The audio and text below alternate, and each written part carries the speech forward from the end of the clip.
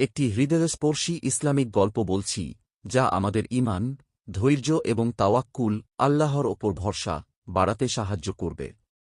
গল্পের নাম একটি খেজুর বীজের বারকত। অনেক আগের কথা। এক গরিব কৃষক ছিল, নাম তার আমিন। সে খুবই সাধারণ জীবনযাপন করত, কিন্তু তার ঈমান ছিল অনেক মজবুত।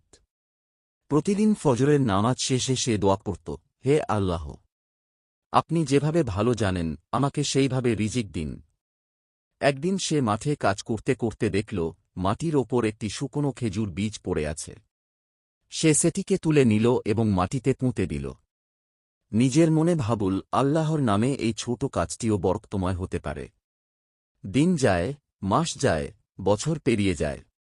হঠাৎ একদিন সে দেখল, যেখানে সে খেজুর বীজ পুঁতেছিল, সেখানে একটি খেজুর গাছ দাঁড়িয়ে আছে। সময়ের সাথে সাথে সেই গাছ বড় হতে থাকে এবং প্রচুর খেজুর ফল দিতে শুরু করে। আশেপাশের লোকজন সেই খেজুর কিনতে আসত। ধীরে ধীরে আমিনের অবস্থা ভালো হতে শুরু করে। একদিন গ্রামের একজন আলেম এসে তাকে জিজ্ঞাসা করলেন, তুমি এত উন্নতি কিভাবে করলে? আমিন বলল, আল্লাহর উপর ভরসা করে একটি শুকনো খেজুর বীজ পুঁতেছিলাম, আর আল্লাহ সেটিকে হাজার গুণে রিজিকে পরিণত করেছেন।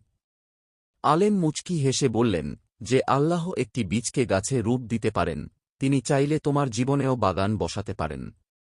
শুধু ভরসা রাখতে শেখো। শিক্ষা।